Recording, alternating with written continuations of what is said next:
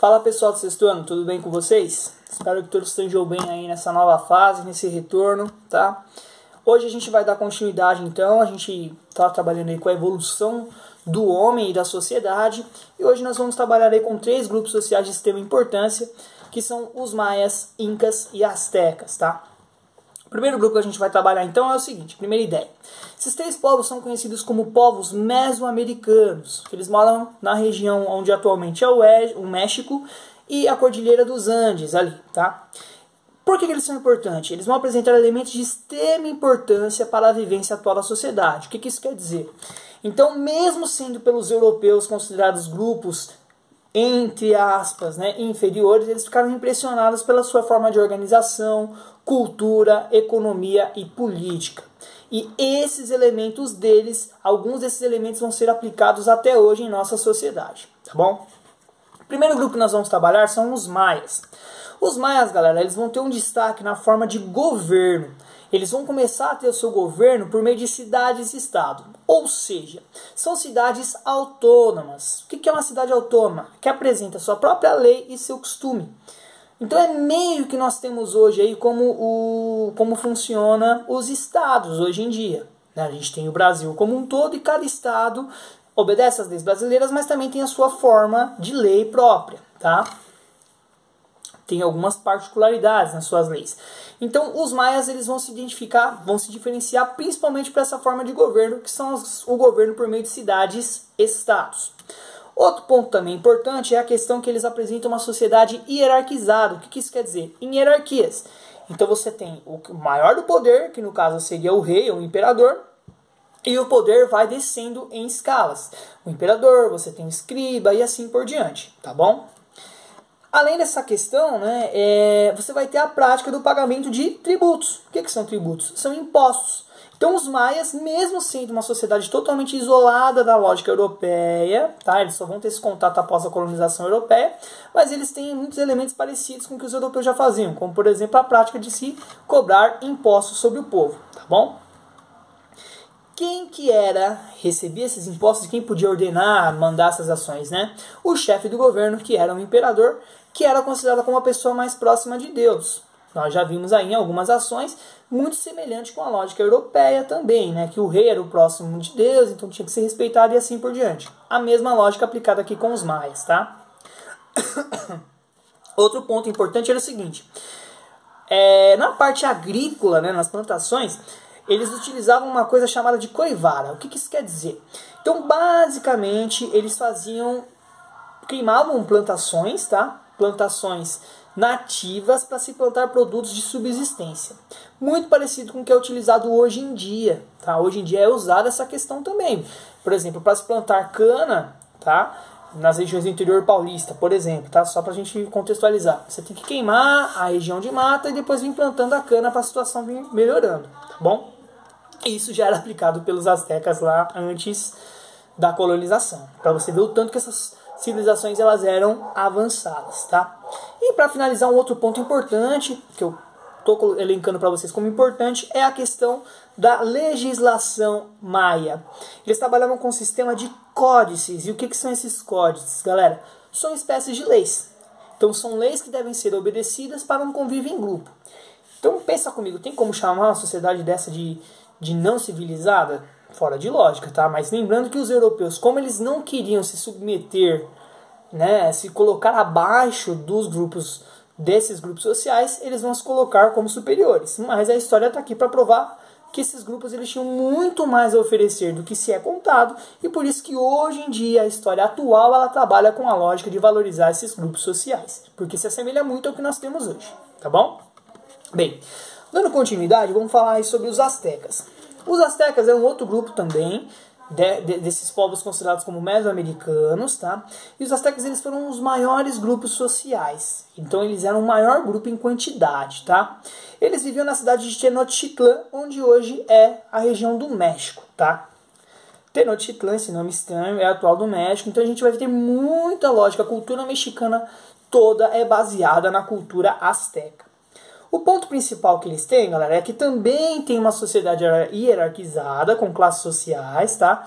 Muitas ações vão se assemelhar aqui, apesar de serem grupos distintos, tá bom? Eles também vão ter, então, uma sociedade hierarquizada e eles são extremamente habilidosos na questão de prática, no manejo com animais, então eles vão utilizar muita domesticação de animais e também muito habilidosos na questão do cultivo agrícola e do comércio. Então, os pontos principais dos astecas são comércio, plantio e comercialização. Esses vão ser os 3 focos principais dos astecas, os 3 pontos principais deles, tá? Bem, uma curiosidade muito grande é como eles utilizavam os sistemas de irrigação, chamados de chimampas. O que são essas chimampas? Tá? São basicamente ilhas artificiais destinadas ao cultivo agrícola. O que é isso, essas ilhas artificiais? Então, basicamente, eles vinham conduzindo braços do rio, tá? Então, você tinha o rio, eles conseguiam, por meio de escavação, fazer com que esse rio saísse do seu leito normal, fosse indo até o local de plantação, no qual, ao redor, então vamos pensar aqui está a parte de terra, e aqui em torno seria água.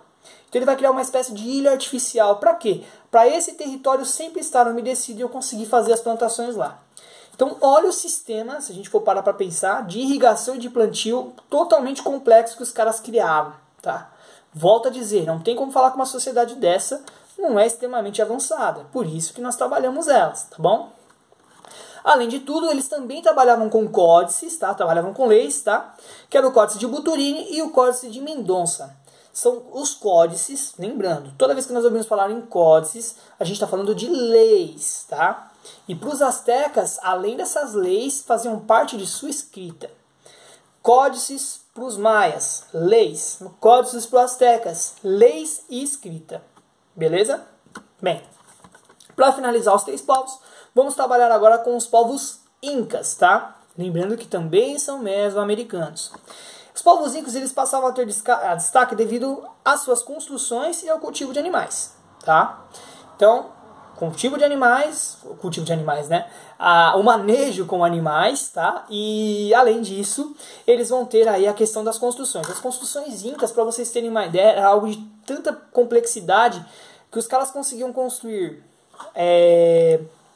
uma arquitetura gigantesca nas cordilheiras, tá? Na cadeia de montanhas das cordilheiras, por meio de pedras que são encaixadas umas nas outras. Ou seja, olha o nível de habilidade desses caras. Tem como não falar que isso é importante, que isso não interferiu nas formas de arquitetura atuais?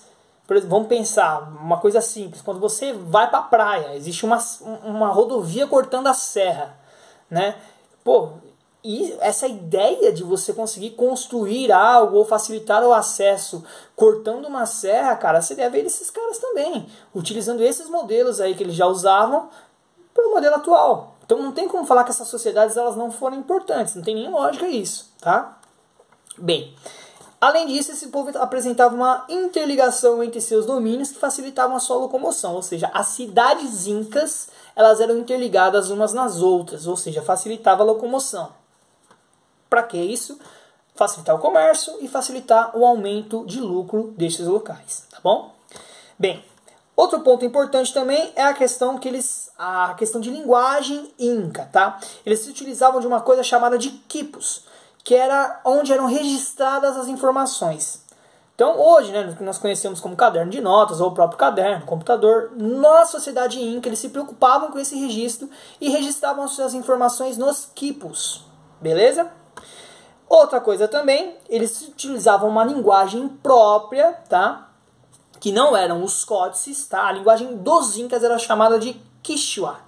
A Quichua era a língua falada pelos incas naquela época, beleza? Tudo bem? Bem, para finalizar aqui, vale lembrar que maias, incas e astecas, todos esses 3 povos, o que eles têm em comum é a prática do politeísmo, tá? Eles acreditam em vários deuses e todos os seus deuses estão ligados a fenômenos naturais, tudo bem? Até porque toda a sua religião, seu calendário, sua cultura, sua economia era baseada nos fenômenos naturais. Consequentemente, seus deuses também teriam a ver com isso, tá bom? Lembrando, qual que é a diferença? Politeísta acredita em vários deuses, monoteísta, que no caso eram os espanhóis que vieram colonizar essas regiões, eram monoteístas e acreditavam somente em um deus. Politeísta, vários deuses, monoteísta, um deus só. Beleza, galera? Espero que vocês tenham entendido aí. Forte abraço, fiquem com Deus e até a próxima aula. Beijão, tchau, tchau.